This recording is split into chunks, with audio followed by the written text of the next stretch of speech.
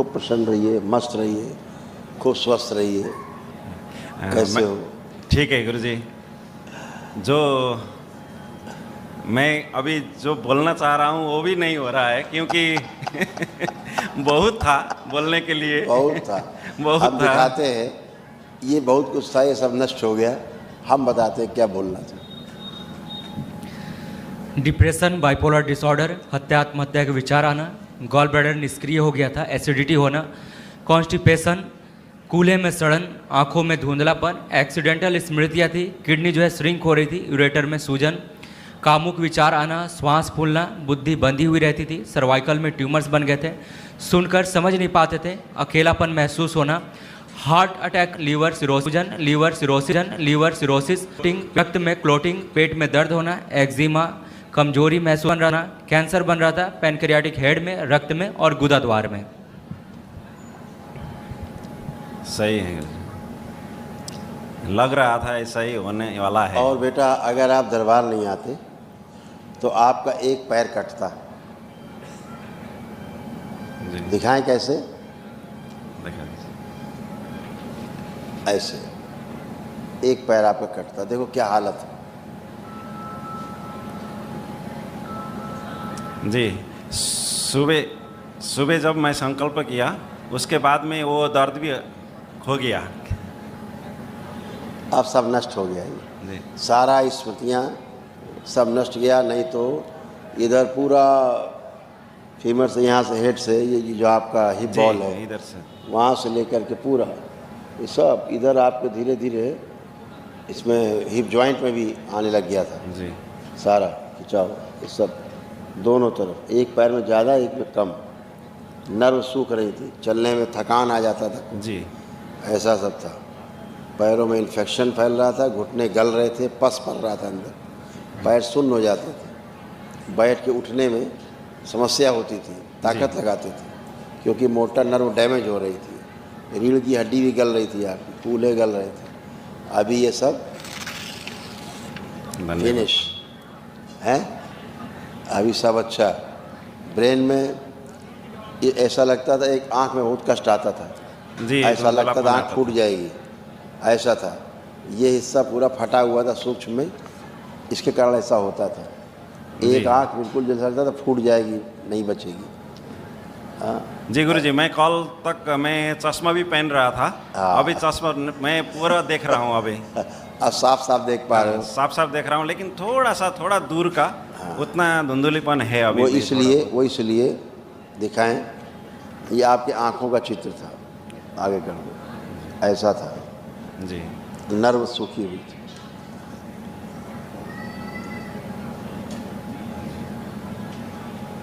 जी गुरुजी। कभी कभी बहुत तेज दौड़ने का मन करता था जी, रेस, एक जगह में मन नहीं बैठता है। रेस करने का मन करता था। बहुत क्रोध, जब क्रोध आता था तो भयानक क्रोध था, ऐसा क्रोध आता था भयानक, तो सब नष्ट हो गया। और आत्महत्या करना चाहते थे, सुसाइडियल थॉट्स बहुत गंभीर थे, लगता था नष्ट, शेष कुछ शेष नहीं। ये वाला भी जो कष्ट था, वाला ये भी नष्ट, खत्म। बाकी जो कष्ट आपको और बताए थे ये सारे ये भी सब फिनिश, खत्म। कल जब वन डे हवन किया, उसके बाद में जब बाहर आया तो मैं उड़ रहा था पूरा। इतना मैं मेरा दोस्त को मैं बहुत बहुत धन्यवाद देना चाहता हूँ। तो मेरा भैया भी है, हम लोग एक्चुअली कतार में बैठते हैं, हम लोग कतार में। तो पहले भी आपका मैं वीडियो तो देखता था यूट्यूब में, लेकिन उतना मुझे नहीं लग रहा था। लेकिन एक मन में एक जिज्ञासा था कि हम लोग जितना, मैं भी बहुत गुरु का पास में जाता था, भजन कीर्तन करता था, सब कुछ करता था, लेकिन जो चिकित्सा का समय आता था ना, जब सब लोग बोलते थे कि डॉक्टर के में जाओ। अरे डॉक्टर के में जाने से अपना कर्म भक्त नहीं करता था, मैं वो लोग के साथ में क्वेश्चन भी पूछता था, लेकिन सही जवाब नहीं मिल रहा तो था। ऐसा कौन लोग कहते थे डॉक्टर के पास जाओ? जी ऐसा कौन बोलता था?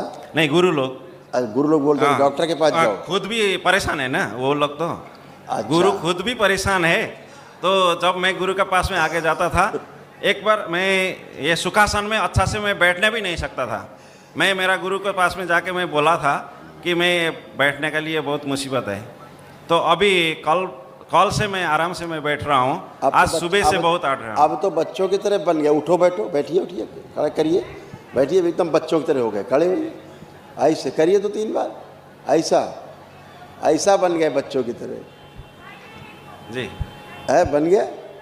तो अब वो जो बोलते हैं कि डॉक्टर के पास जाओ, तो क्या डॉक्टर कर्म भोग काट देगा? उसीलिए मैं बार बार वो लोग के साथ में प्रश्न पूछता था गुरुओं से कि लेकिन सही जवाब नहीं मिलता था।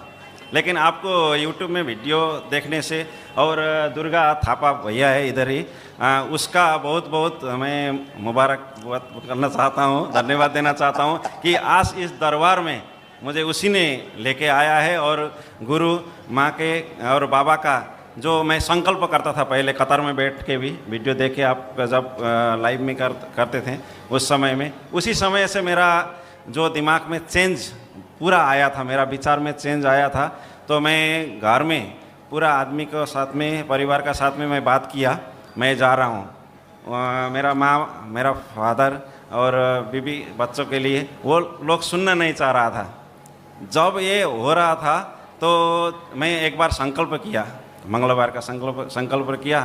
तो मेरा पास में, क्योंकि बहुत अच्छा मेरा 2-3 जगह इंटरव्यू दिया, तो वो इंटरव्यू में कभी कभी मैं ज़्यादा बात किया, वो मुझे बाद में लगा ये बात। तो इंटरव्यू भी तो अभी जी। क्या शुभ नाम है आपका? मेरा रमेश बांसतोला, मैं नेपाल से हूँ। आप नेपाल रहते जी, हैं? मैं नेपाल कतार से जिंदाबाद। नेपाल आके इधर आया। जी नेपाल जिंदाबाद। जी, धन्यवाद बहुत। आप बहुत अच्छे बच्चे हो, और आपने ठीक से बात को पकड़ा, गहराई से पकड़ा आपने, तो आप दरबार आ पाए।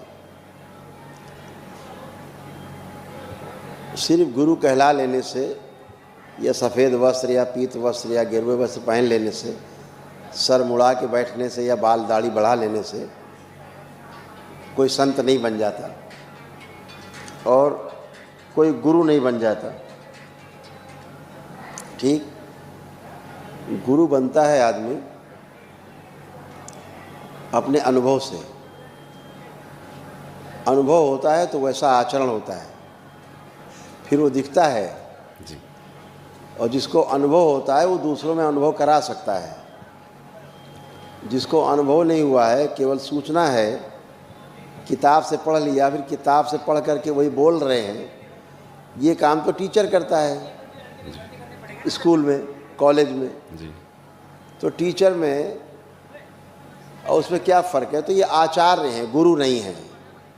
ये जो भाषण देते रहते हैं, ये जो तमाम बातें बताते रहते हैं दुनिया भर की, लोग गुरु जी करके संबोधित करते हैं, ये गुरु नहीं है,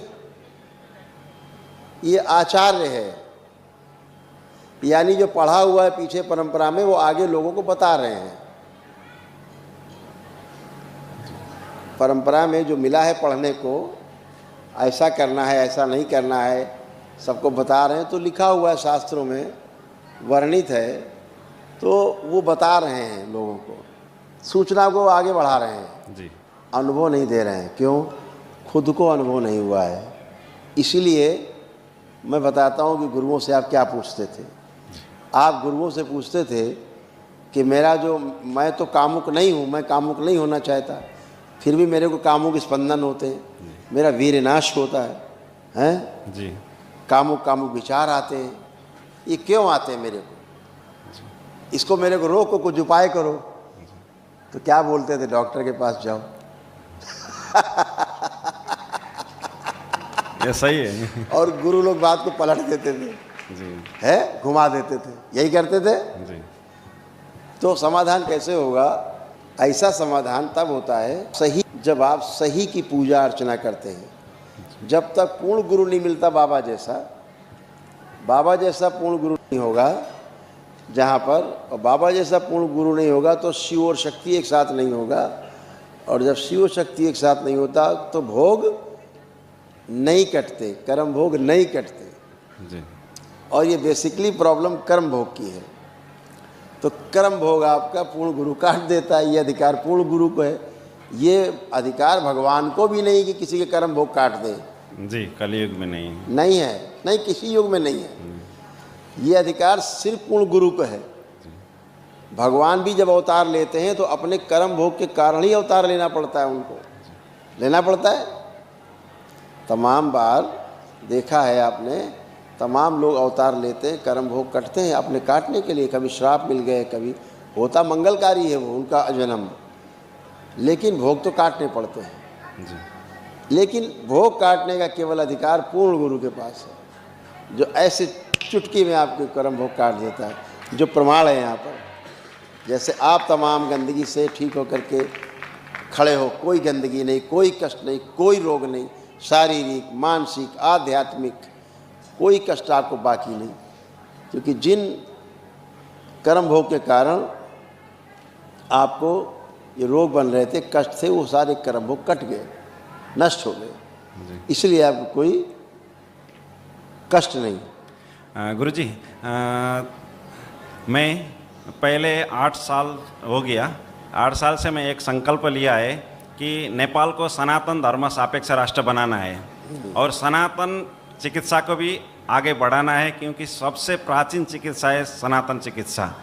ये मैं पहले पढ़ा था, अभी देखिए, अब देखा, अभी देखने के लिए मिला। ऐसा ठीक है, तो अब आपको दिखा।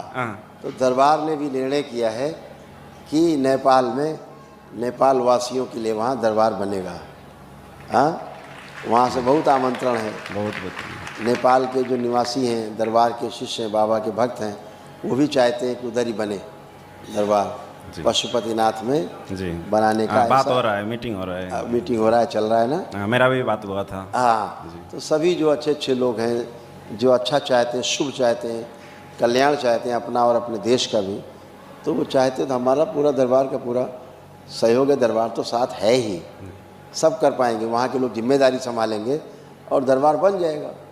शक्तियाँ खुल जाएंगी, लोग आएंगे ना ऐसे पद यात्रा करके, दंडवत यात्रा करके, और ठीक होते जाएंगे। ये तो बाबा माँ की कृपा होना चाहिए। मेरा फैमिली इधर ही आया। आप रखिएगा। और दो लोग जिनको लगता है ज़्यादा कष्ट में है, उनको रखिएगा। एक महाहवन की आपको स्लिप मिलेगी अभी, एक दिवसीय महाहवन है, तो कल प्रातःकाल महाहवन कर लीजिए। गुरुजी, आपका कृपा है तो मेरा पिताजी का एक बार मैं देख रहा हूँ, क्योंकि पिताजी रात में अच्छा से सोने नहीं सक रहे और कान बिल्कुल नहीं सुनते हैं। ऐसा नहीं है, बात को सुन के समझ नहीं पाते हैं। वो स्मृति है जो आपका भी नष्ट हुआ, वो बात को ठीक से सुनते तो हैं, लेकिन सुन के नहीं समझ पाते, अंदर ब्रेन में नहीं जाती चीज़ें, तो वो कैलकुलेशन नहीं कर पाते कि सामने वाला क्या बात कर रहा है। तो सामने वाले को लगता है कि ऊंचा सुनते हैं, बहरे हो गए हैं। ऐसा नहीं, बहरे नहीं है वो। एक संकल्प करा देना, जो जो कष्ट है सब फिनिश हो जाएगा। ठीक है, केवल संकल्प चला जाएगा। जो उनके कष्ट हैं, रोग हैं, उनको एक डायरी में लिखना और उनसे बोलो कि पिताश्री ये आप संकल्प कर लो तो आपका भी कष्ट चला जाए, जैसे कि मेरा कष्ट चला गया है।